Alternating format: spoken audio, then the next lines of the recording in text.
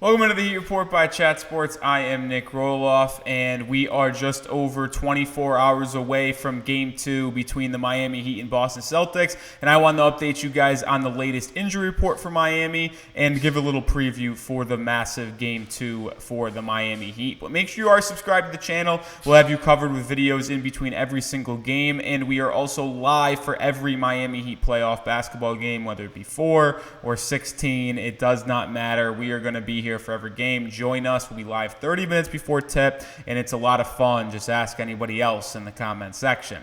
All right, I am Nic Rohloff, and let's get it into this video because Terry Rozier is out once again. This should come as no surprise, as Barry Jackson reported over the weekend before Game 1.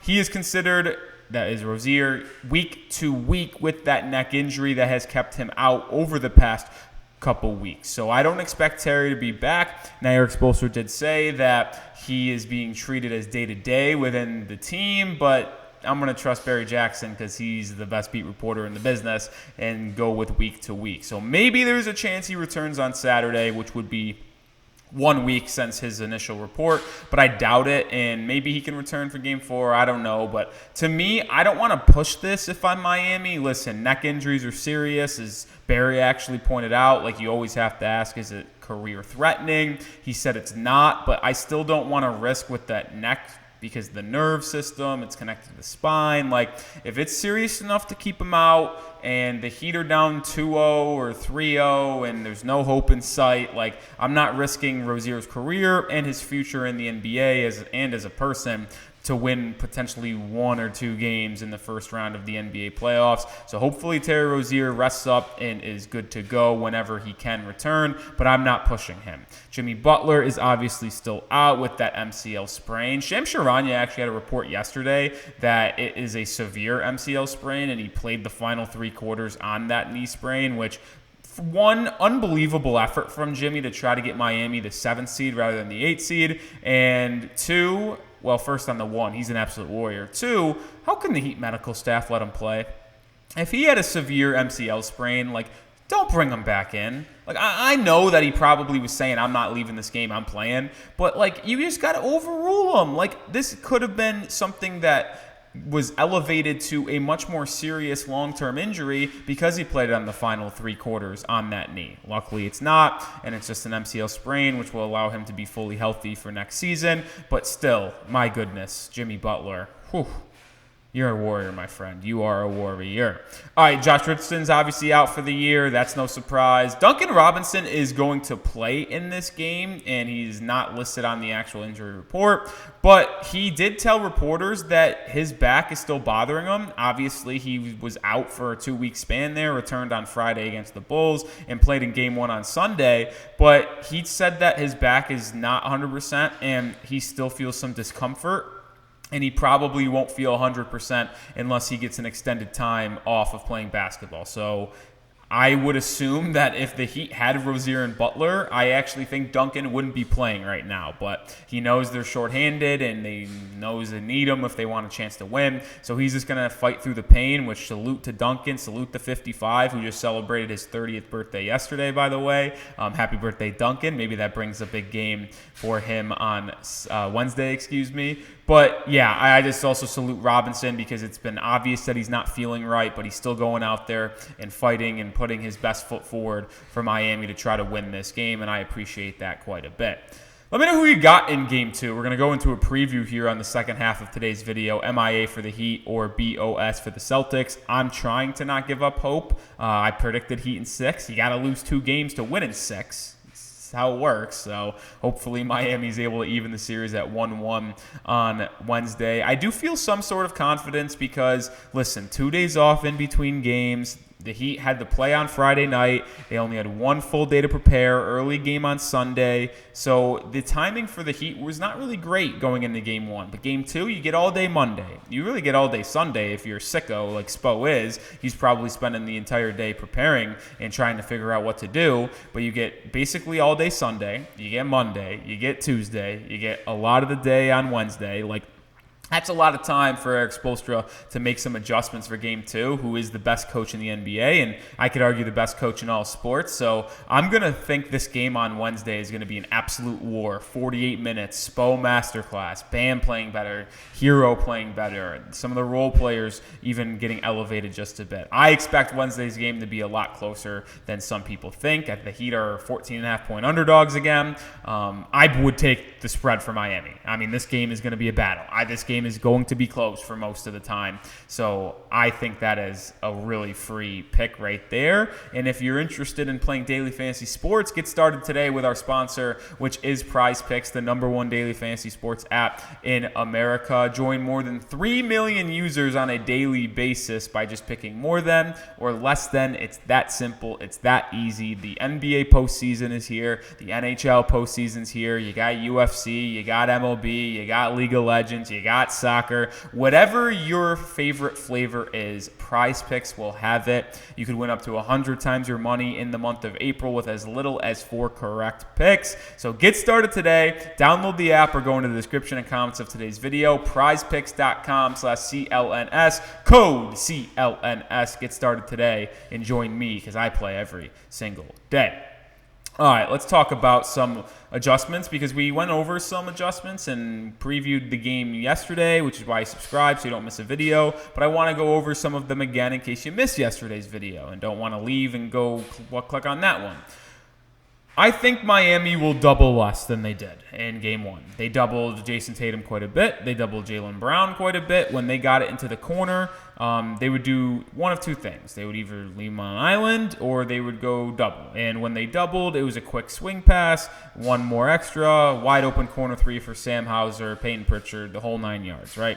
The Celtics had an excellent game plan against the Heat's man-to-man defense when they doubled. And they also had a better game plan when the Heat were in a zone because they would also do the same thing in a zone of either getting it to the high post to Porzingis at the top of the key, letting him turn around, hit that mid-range jumper, or draw a crowd and then kick back out to a three-point shooter who was left wide open because someone had to vacate their spot to adjust to Porzingis at the top of the free throw line. So that is one way they defeated it. They also defeated the zone by getting it into the corner, and when the Heat brought 2 guys or shaded someone over and everyone was in rotation where the top guy went to the top of the key, the far baseline came over to help in the paint with the lone man inside and kind of shade to the right wing or the opposite wing at the three-point line. And when they made the swing pass, the defense just couldn't rotate quick enough, and it was just an extra hockey assist for an open 3 in the corner. They killed us in the zone, and I think Erik Spoelstra will recognize that and craft up a different type of defense, whether it be a different iteration of a zone, or just go with more man-to-man and trust our guys to defend. Obviously, the Celtics are a very talented offensive team. They are fantastic. There's a reason why they won 64 games this year, right?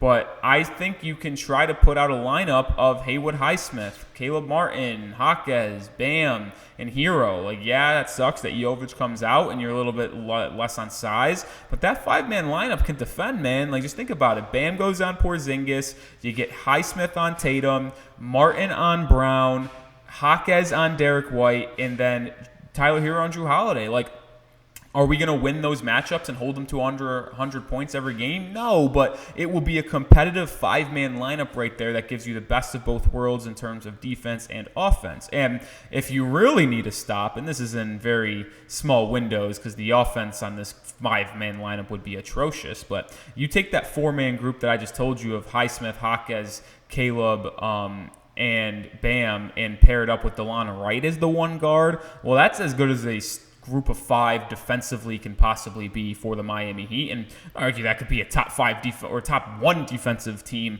in the entire NBA.